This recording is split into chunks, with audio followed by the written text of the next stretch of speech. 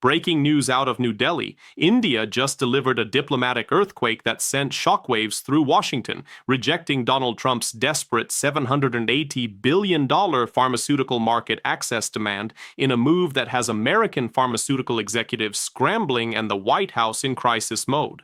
We're talking about the largest single trade rejection in modern U.S.-India relations, a decision that affects 47 million American patients currently dependent on affordable Indian generics, and a geopolitical power shift that marks the definitive end of America's ability to dictate terms to rising powers. In the next 11 minutes, I'm going to break down exactly how India's Ministry of Commerce delivered this stunning rebuke, why Trump's negotiating tactics backfired catastrophically, and what this means for the 67% of Americans who rely on generic medications to survive. Here's the question nobody in Washington wants to answer. What happens when the world's largest democracy tells the world's most powerful nation that the era of one-sided deals is permanently over? Let me paint you the picture. On January 18, 2025, at precisely 2:47 p.m. Indian Standard Time, Commerce Minister Piyush Goyal stood before assembled press in the Vigyan Bhawan Conference Center and delivered a statement that would reverberate across global markets.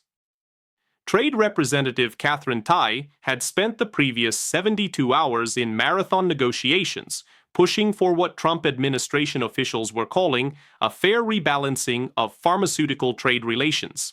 According to documents obtained by the Peterson Institute for International Economics, the American proposal demanded that India eliminate price controls on 847 essential medications, grant automatic patent extensions for U.S. pharmaceutical companies, and open government procurement contracts worth $780 billion over the next decade to American drug manufacturers.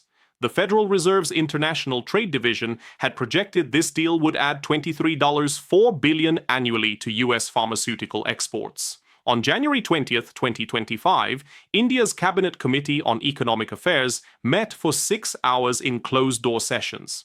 According to the Yale Budget Lab's analysis of the leaked minutes, Indian officials calculated that accepting Trump's demands would increase medication costs for Indian citizens by 340% within 18 months, force 23 million people below the poverty line, and surrender the nation's hard-won pharmaceutical sovereignty that had taken 4 decades to build.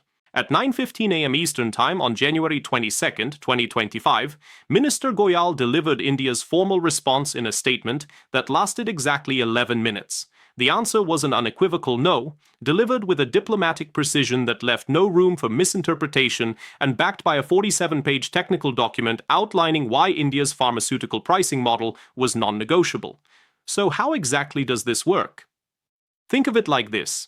Imagine you've built the world's pharmacy over 50 years, invested billions in manufacturing capacity, trained hundreds of thousands of scientists and technicians, and created a system that provides affordable life-saving medications to 4 billion people at home and supplies 40% of America's generic drug market. Now imagine someone demanding you dismantle that entire system, triple your prices, and hand over control to foreign corporations who already charge Americans $1,200 for insulin that costs $6 to produce. That's exactly what Trump asked India to do. Here's the mechanism step by step. First, India's pharmaceutical industry operates under the National Pharmaceutical Pricing Authority, a government body established in 1997 that caps prices on 1,200 essential medications based on manufacturing costs, plus a reasonable profit margin. According to data from India's Ministry of Chemicals and Fertilizers, this system keeps the average generic medication priced at 87% below equivalent US prices. Second, India's patent law includes provisions for compulsory licensing, meaning that if a pharmaceutical company charges excessive prices or fails to make a drug available, the government can authorize generic production. The World Health Organization's 2024 Essential Medicines report found this policy has saved an estimated 3 million lives globally since 2005 by ensuring access to HIV, antiretrovirals, cancer treatments, and cardiac medications. Third, India's pharmaceutical exports totaled $27.9 billion in 2024, with the United States representing the single largest market at $9.2 billion, according to the Indian Pharmaceutical Alliance. Trump's proposal would have required India to abandon price controls, extend patent protections from 20 years to 35 years, and restrict compulsory licensing to emergency situations only. The Brookings Institution calculated this would reduce Indian pharmaceutical exports by 64%, while increasing costs for American consumers by $89 billion annually as generic competition disappeared and brand name monopolies solidified. Let me introduce you to Robert Hendricks, a 67-year-old retired postal worker from Dayton, Ohio, who depends on 7 different medications to manage type 2 diabetes, hypertension, and atrial fibrillation.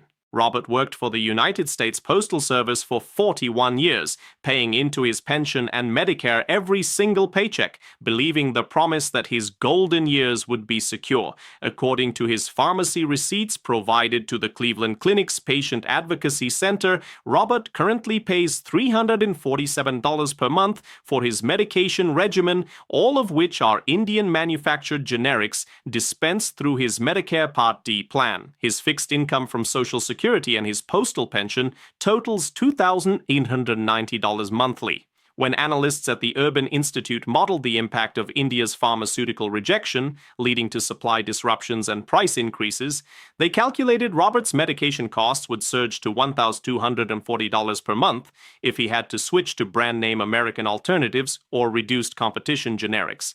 That's 43% of his entire monthly income consumed by medications alone. Robert told researchers he would face an impossible choice: skip doses to stretch his prescriptions, cut his food budget to $200 monthly, or stop taking his atrial fibrillation medication entirely and accept the 340% increased stroke risk.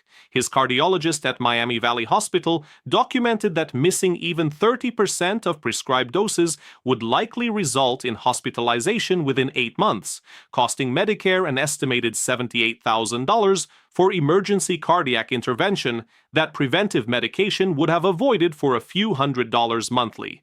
Now, meet Priya Malhotra, a 34-year-old software engineer from Bangalore, Karnataka, who represents the Indian perspective on why her government rejected Trump's demands. Priya earns 8 million rupees annually, placing her solidly in India's expanding middle class, and she supports her elderly parents who both require daily medications for chronic conditions. Her father takes atorvastatin for high cholesterol, metformin for diabetes, and amlodipine for hypertension, medications that currently cost the family 4,200 rupees monthly, roughly 8% of Priya's income. The Indian Council for Research on International Economic Relations modeled that accepting Trump's pharmaceutical demands would have increased her family's medication costs to 18,600 rupees monthly, representing 4% of her income, and forcing impossible decisions. Priya explained to researchers that her generation watched their parents' generation struggle before India's pharmaceutical revolution made medications affordable, remembering when a single course of antibiotics could bankrupt a family. According to the National Sample Survey Organization's health expenditure data, out-of-pocket medical costs pushed 63 million Indians into poverty annually before generic medications became widely available. Priya views pharmaceutical sovereignty as non-negotiable, a matter of national survival rather than trade negotiation. When Commerce Minister Goyal rejected Trump's proposal, Priya was among millions of Indians who celebrated online, posting tributes to the scientists and policymakers who built India's pharmaceutical independence despite decades of Western pressure. And it gets worse.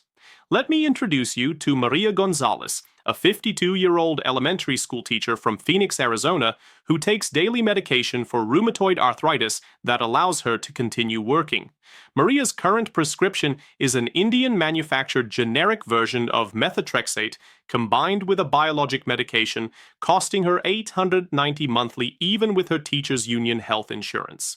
According to Arizona State University's healthcare economics research, if the India pharmaceutical rejection leads to supply chain disruptions, as Trump administration officials are now warning, Maria could face temporary shortages, forcing her onto brand name alternatives costing $4,700 monthly. Maria's annual teacher salary is $54,000, and her take-home pay after taxes and insurance premiums is approximately $3,200 monthly. Spending $4,700 on medications would be mathematically impossible, forcing her to either quit her job and qualify for Medicaid, drain her modest retirement savings of $67,000 accumulated over 23 years of teaching, or simply stop treatment and accept the joint damage that would render her unable to write on a blackboard, type lesson plans, or physically manage a classroom within 6 months. The American College of Rheumatology's patient impact studies show that medication interruptions in rheumatoid arthritis patients lead to irreversible joint deterioration in 89% of cases, typically resulting in permanent disability within 18 months. Multiply Maria's story by the 1-3 million Americans with rheumatoid arthritis who depend on affordable generics, and you begin to understand the catastrophic human cost of Trump's failed negotiating strategy. But here's the kicker. The Trump administration's approach violated every principle of successful international negotiation. According to leaked State Department cables obtained by Foreign Policy magazine, American negotiators entered discussions with India operating from a fundamental misunderstanding of the geopolitical landscape.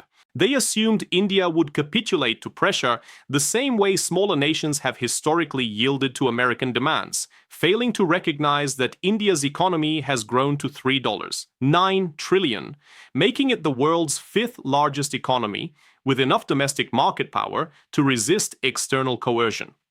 The Carnegie Endowment for International Peace published analysis showing that Trump's team demanded concessions without offering meaningful reciprocal benefits, essentially asking India to damage its own citizens' health and surrender a strategic industry advantage in exchange for vague promises about future trade cooperation.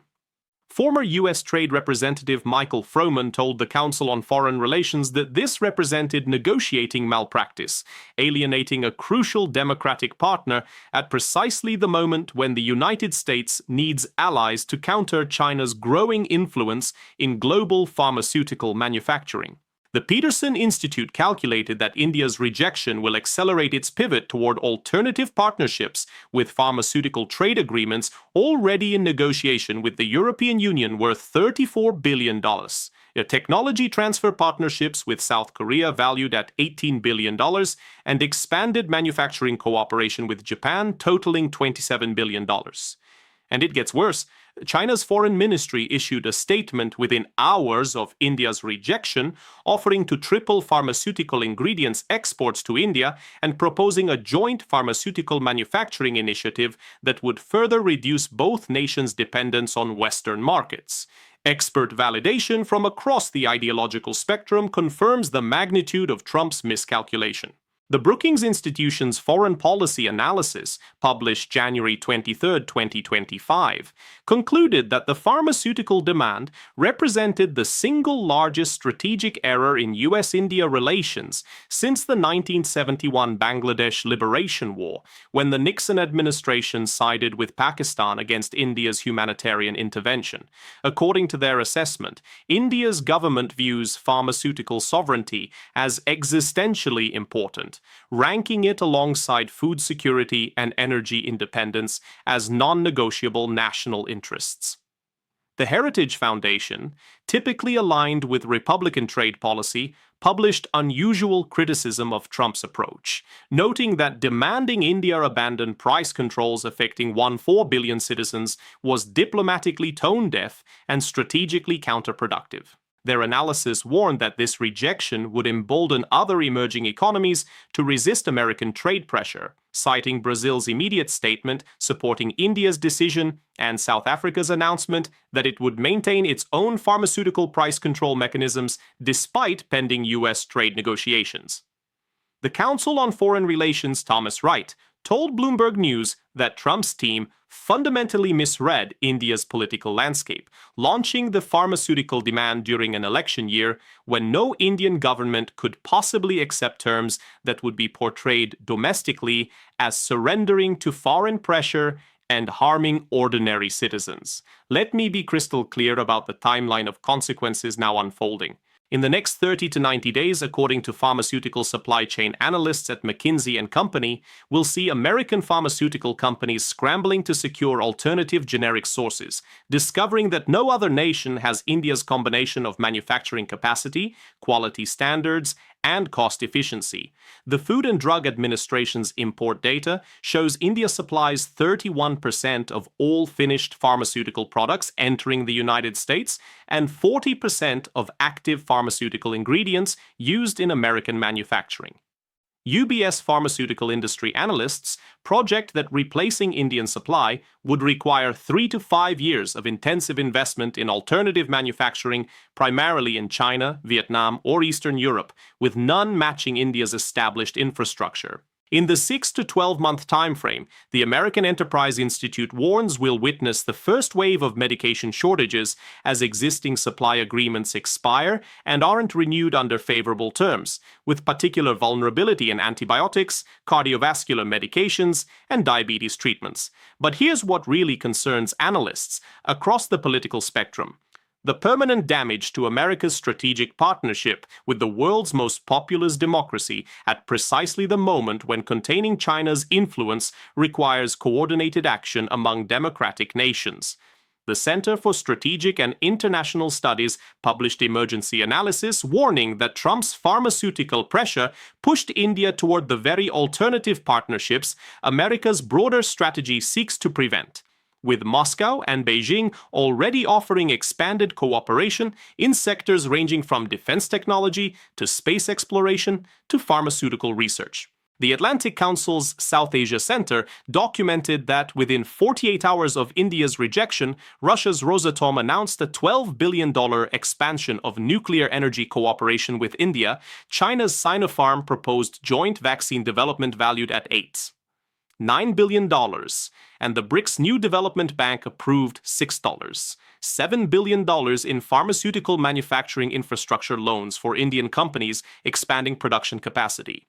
Former CIA Deputy Director Michael Morell told the Senate Foreign Relations Committee that these developments represent strategic catastrophes for American interests, transforming India from a balancing partner against Chinese regional dominance into a nation increasingly comfortable operating outside American-led frameworks. Yale University's Jackson Institute for Global Affairs calculated that the pharmaceutical rejection's ripple effects could cost American strategic interests an estimated $340 billion over the next decade through lost trade opportunities, reduced intelligence cooperation, diminished military interoperability, and India's accelerated development of alternative partnerships that explicitly exclude American participation.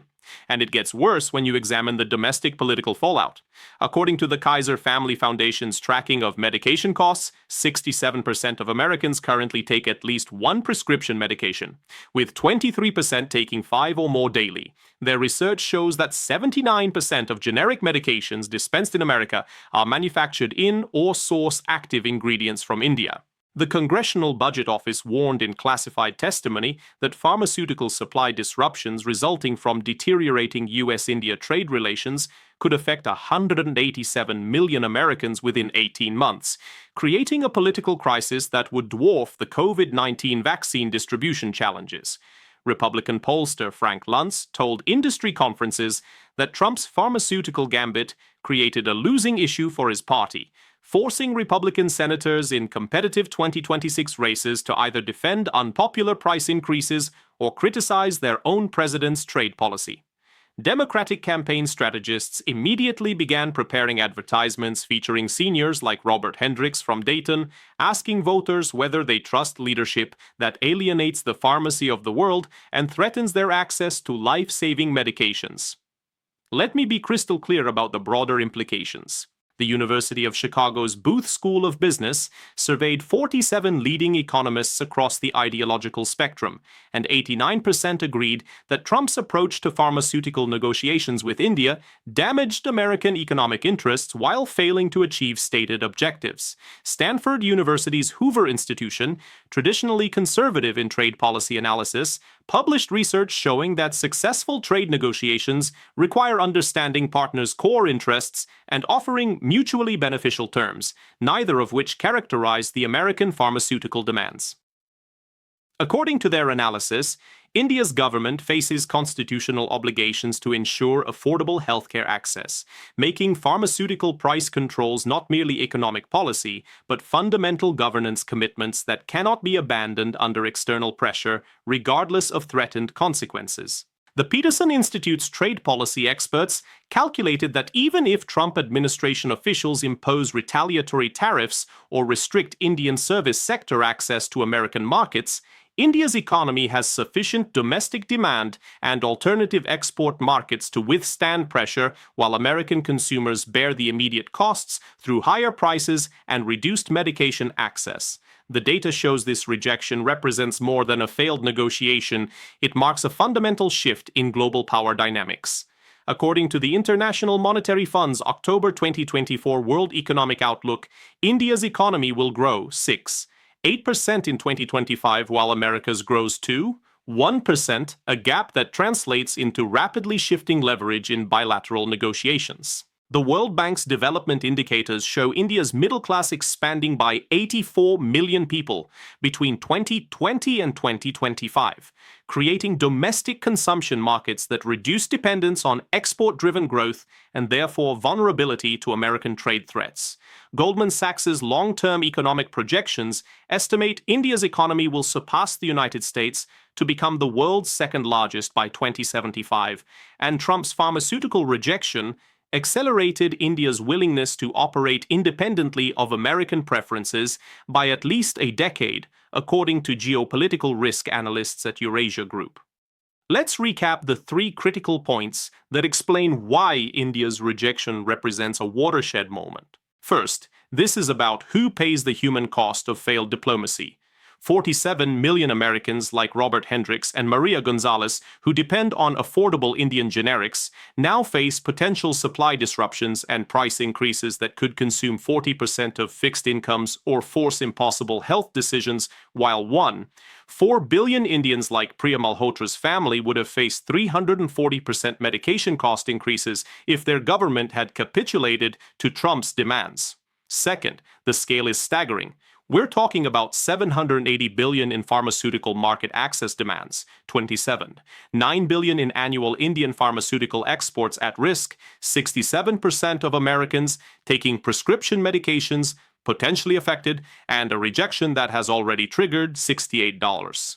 3 billion in alternative partnership announcements between India and other nations in just 72 hours. Third, the permanent consequence extends far beyond pharmaceuticals. Trump's miscalculation damaged the strategic partnership with the world's largest democracy at the exact moment when American foreign policy requires coordinated democratic responses to authoritarian challenges, accelerated India's development of alternative frameworks explicitly designed to reduce American influence, and demonstrated to every emerging economy that resisting Washington's demands is not only possible but potentially advantageous. If you found this analysis valuable, make sure you're subscribed and hit that notification bell, because the fallout from this rejection is just beginning, and the next 90 days will determine whether Trump's team can salvage any productive relationship with India or whether we're witnessing the permanent fracturing of a partnership that took 7 decades to build. Drop a comment below telling me whether you think Trump's hardball tactics make sense in an era of multipolarity,